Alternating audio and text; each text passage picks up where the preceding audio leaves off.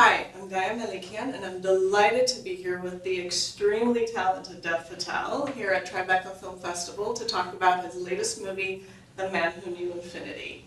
Dev, this is such a rich movie. It is gracefully written, beautifully shot, not to mention the brilliant performances given by you and Jeremy Irons. I mean, I thought it was just the perfect equation. So my sincerest congratulations to you. Thank you so much. So now this is a true story. Yes. And you play the character, the math genius, Mr. S. Ramanujan. Yeah. Tell us about his journey. So Srinivasa Ramanujan was kind of plucked from poverty and obscurity in the south of India, and was brought over to Cambridge and mentored by a man called J. Charlie, played by Jeremy Irons. And together they faced a lot of adversity, with all the fellows and other people in the college. And together they created some of the greatest mathematical equations known to man, and were completely groundbreaking in that field. So it's quite an inspiring story. He's quite the legend, and he was taken from us far too early. Yes, absolutely, I agree. And on that note, so I'm going to read some of the facts from the end of the movie. Oh, wow, okay. In 1976, a lost notebook was discovered containing groundbreaking new formulas from the last year of Ramanujan's life, the importance of which was compared to the discovery of Beethoven's 10th Symphony. A century later, these formulas are being used to understand the behavior of black holes. To me, I think that's an astonishing human being. Yes. So tell me, what type of research did you do to really understand his emotional and mental state of being? I mean, it's all the more astonishing because he wasn't fully educated. He dropped out of formal education very early on. He couldn't afford to do both. And, in terms of trying to get into his skin, there's no real found footage, so there was nothing to really mimic. I couldn't hear, we didn't find anything to, kind of listen to how he sounded or how he moved. Right. But, pictures do tell 1,000 words, so we had the wonderful book, that Robert Kennigal wrote, which we used as a blueprint along with this, very stirring scripts. Right. By Matt Brown, our director, and we kind of worked from there, and it was more of a collaboration with Jeremy and me.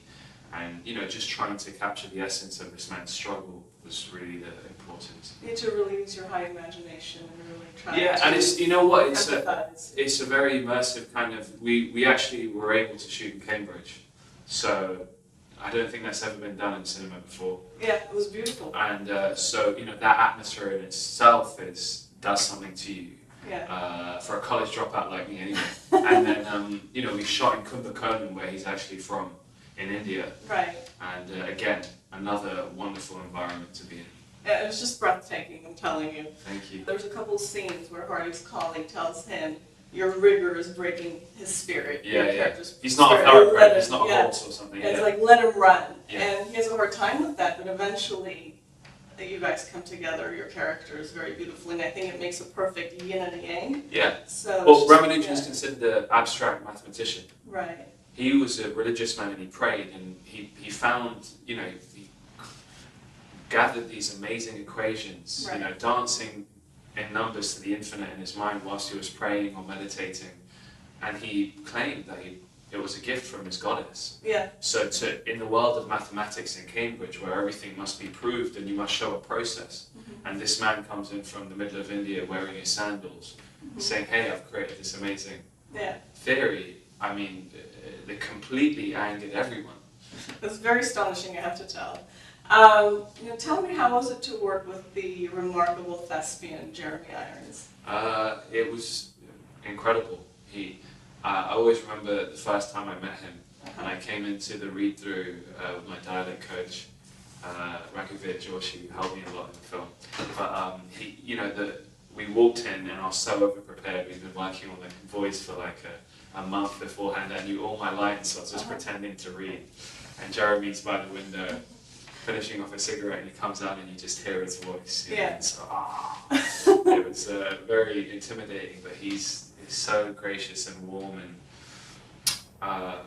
like a complete artist through and through. Right. Like I as a less experienced performer, and that's an understatement, You know, you come in and you're just worried about your stuff, like how you look, how do you sound, you know, all this. He comes in and he's so acute to everything on set. Right. You know, is it what? He'll ask questions like, "What season is it? Right. I think we should frost the windows. I think costume should place some jackets over, you know, by the fire, and you know, we should light it." And he understands that we're in the business of moving pictures, which is, you know, it's quite amazing. I mean, I can imagine it's a lifetime experience, but you're also being very humble about your performance. So yeah, nothing short of brilliance. I'm going to take it back a little bit, way back, circa early 2009. You were a relatively new actor. Yeah. You were the lead in a film that was nominated for 10 Oscars and won 8. I'm talking about Slumdog Millionaire, of course. Tell me, now that some years have passed, what was going through your mind back then versus how you feel now? I think back then it was, I was like a piece of driftwood, like caught in this massive tidal wave. Right. You know? And I think now I feel like a surfer on a good surfboard that he's carved out by himself, and now I'm learning how to ride that wave. That's beautiful. Beautiful, I love it.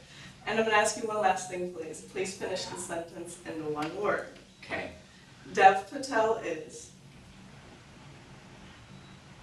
Hungry. I like that.